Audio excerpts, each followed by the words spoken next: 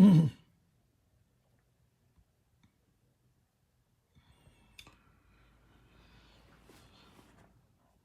morning, good afternoon. This is another PDR live.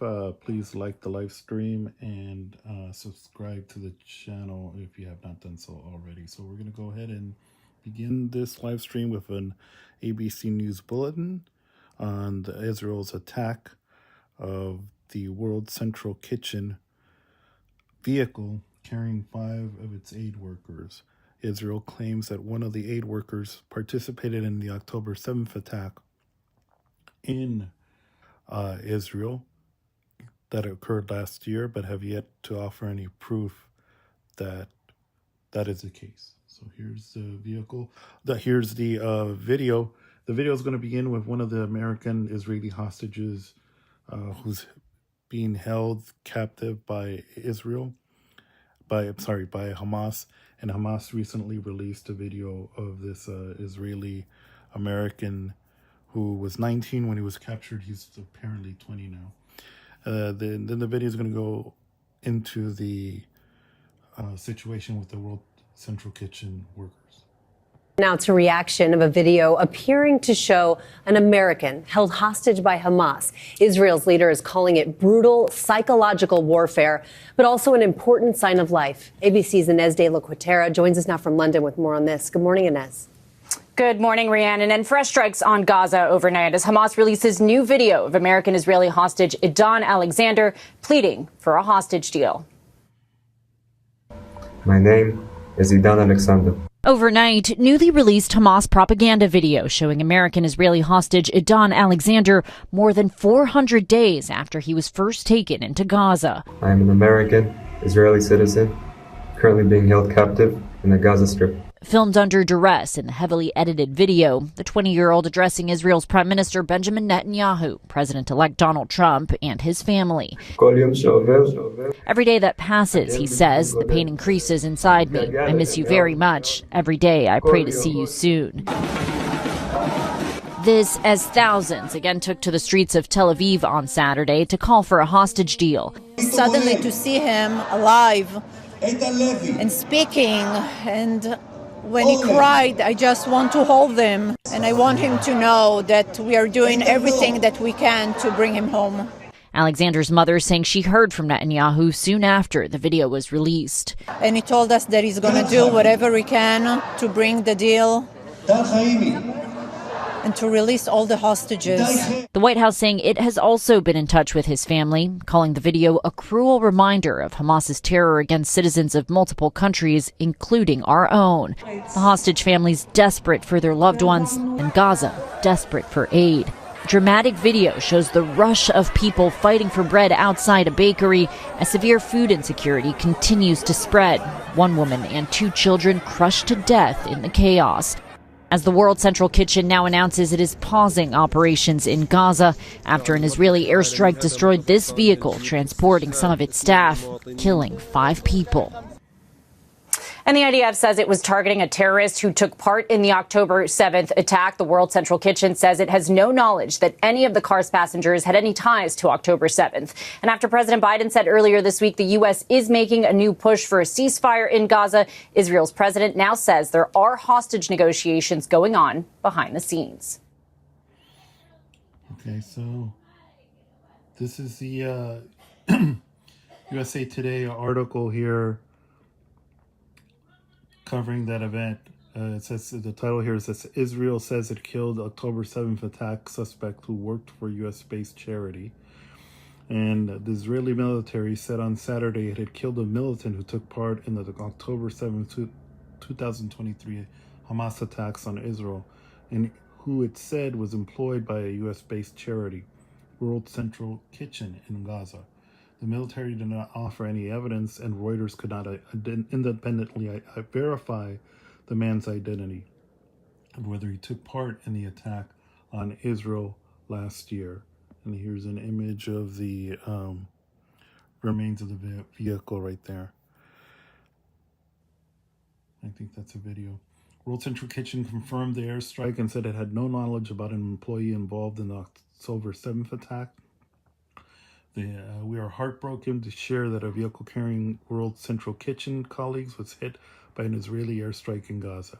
It said in a statement posted on X. The World Central Kitchen had no knowledge that any individual in the vehicle had alleged ties to the October 7th Hamas attack. There it is. So that's really barbaric, because just from what we know, it says here, I think this is talking about the previous attack, where they last year where they killed the other workers. They put the other 4 people, even if this is true, they put the other 4 people's lives in jeopardy just to get this one alleged terrorist to target him. And they could have found other ways to detain the individual or arrest him. And the mainstream media doesn't even question the Israeli military's judgment in this case.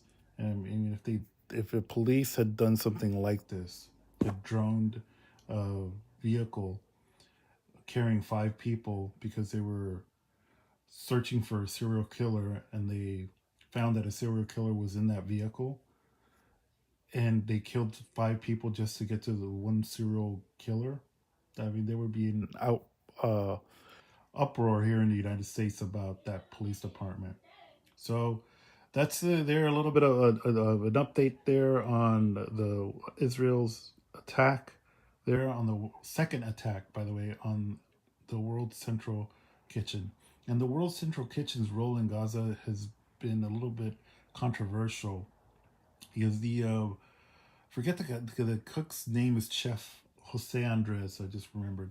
And it's controversial because UNRWA, the United Nations Relief Agency, is the agency that is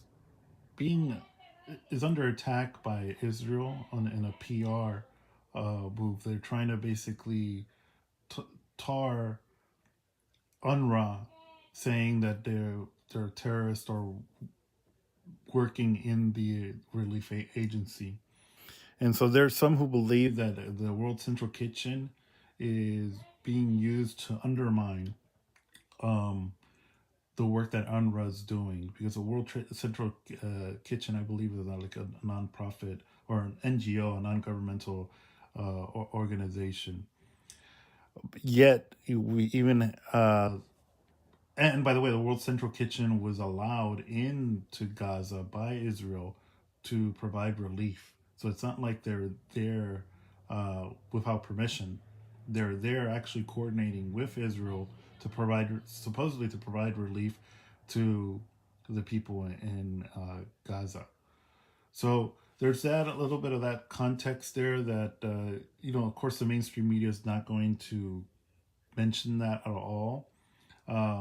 The Chef Andres did a tweet, several posts on what was then called Twitter, and now it's X, criticizing Israel's first attack against his aid workers. And actually in that first instance, they hit 3 vehicles, because there were 3 vehicles carrying the aid workers, and I forget the number of people who they killed, but the 2 of the vehicles had protection, or armored protection, apparently. So the first strike hit the one of the vehicles, and the people inside that vehicle got out and got into the second vehicle. And then Israel, I think they droned them.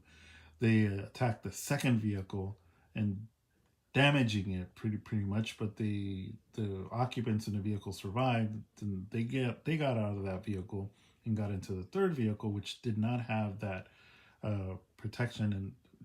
And in the third strike, all of the aid workers were killed. And it was controversial. It did receive a lot of mainstream media coverage, that first attack.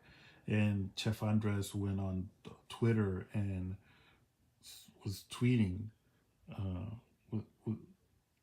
very critical posts against Israel and their military. And he had been tweeting things that were critical prior to that attack. So I had been even wondering whether they were trying to send him a message, basically telling him to shut up, or to send him a message that they actually don't really want him and his relief agency to provide any relief to the people of Gaza. So that's it for today. Please like the live stream. Let me know what you think about this breaking news here today. And yeah, thank you so much. Have a great day.